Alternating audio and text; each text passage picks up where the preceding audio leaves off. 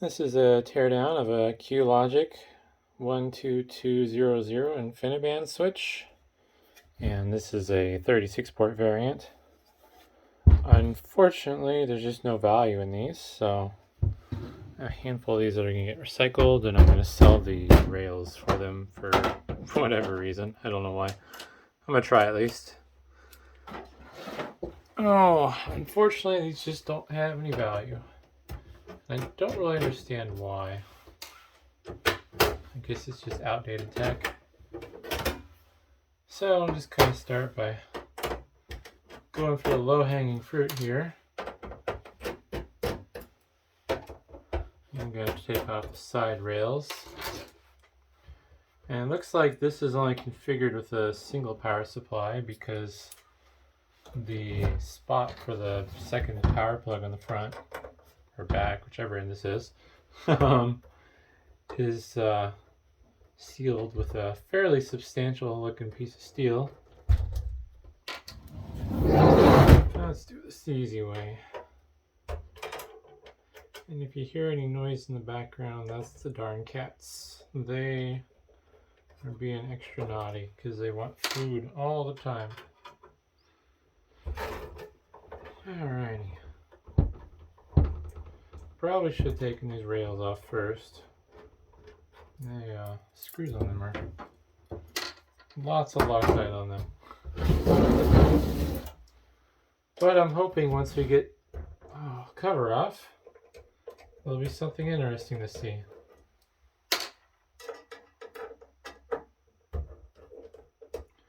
Interestingly enough, these don't weigh much. They're very light feeling. Like, I've had Cisco 24-port switches that weigh more than these things do. So there must not be much going on inside of them, is my running theory.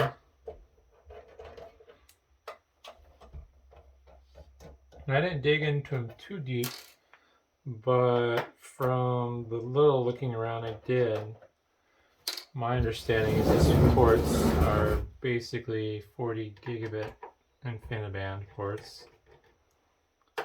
So that seems like it should be decent, but it must not be, because the cheapest version, or the cheapest switch of this model that was listed was all of, I think is like $56 plus shipping.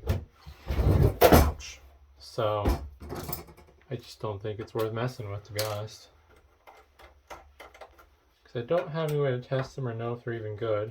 I mean, power them on and probably restore them to defaults, but it's just not enough money to justify the hassle. Unless these just have absolutely nothing in them, which is always a good possibility. Alright, back in frame. Yeah, so there's not much going on. Looks like you had the option to put the power jacks on either side. There's these blanking plates that match the blanking plate on the front,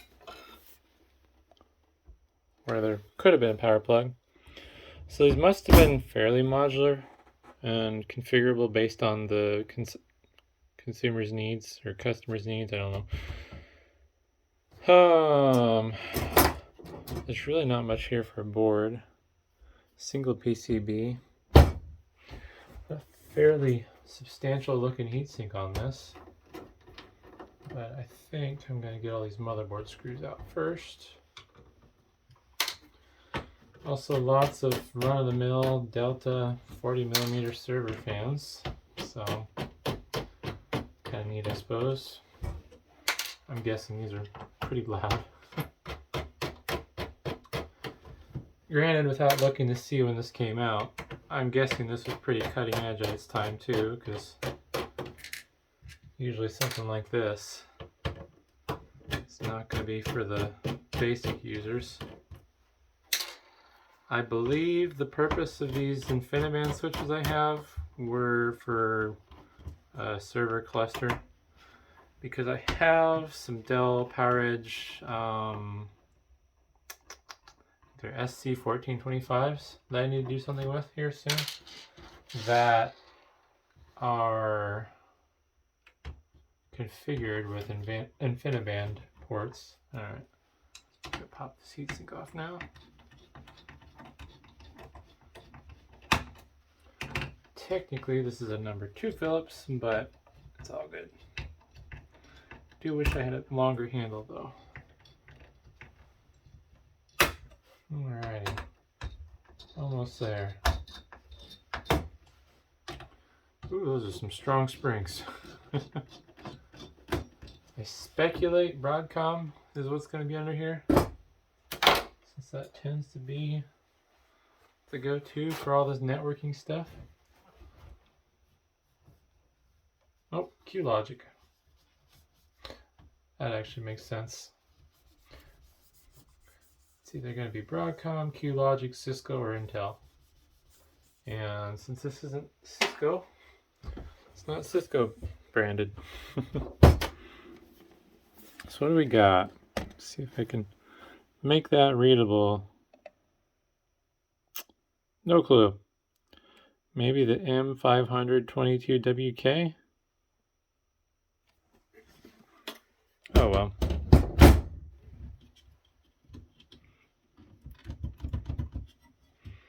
Looks like there's a few different things that are holding me up here.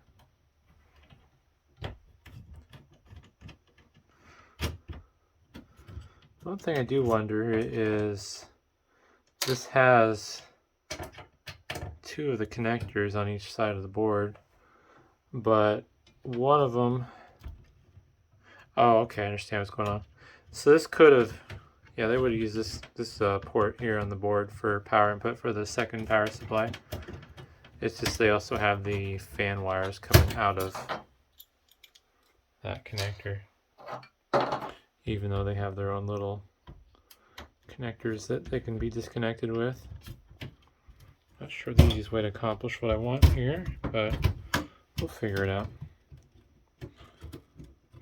Let's see here. Stubborn. It hasn't been plugged in a while, so I don't have to worry about anything there. Just trying to maneuver these cords. I have barely enough room to work with, and I can't see what I'm doing. Oh, that's one way to do it. Maybe. Maybe. Maybe. There we go. And nothing to see on the bottom, but we'll disconnect this little connector here still. And just the retention bracket for the heatsink. And holy moly, just a whole whack ton of surface mount components under there. Presumably bypass caps for the processor.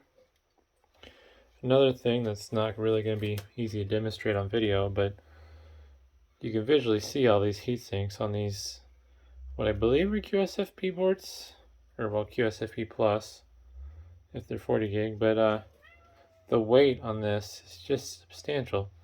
All this aluminum and steel, this thing's pretty heavy on the front, but not much going on the back. Interestingly enough, all the power input regulation stuff's over here. Surprised it's not mirrored. Also, there's some sort of like added module you can get here. I think I saw one of the modules for sale on eBay, but I don't remember what it did. I think it had a stick memory on it. But, yeah, I don't know. I didn't really put a lot of time into researching this, so just wanted to see if it was worth anything, and I kept trying to figure out if there's a way to sell these. It's not. It's a low volume item and specialty, and the ones that are listed just aren't listed enough to be bothered. I'll make more money parting this out, if anything. I'll be selling the mounting hardware and then probably the power supply and the fans. I haven't decided on that quite yet.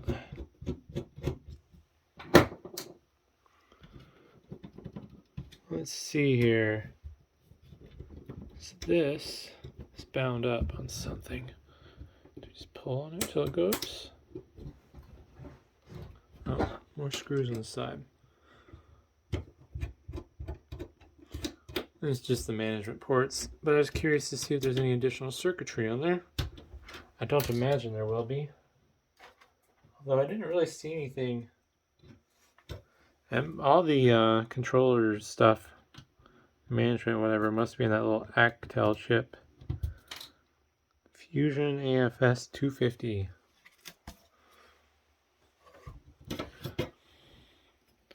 Yeah, nothing to see here. It's just a breakout board.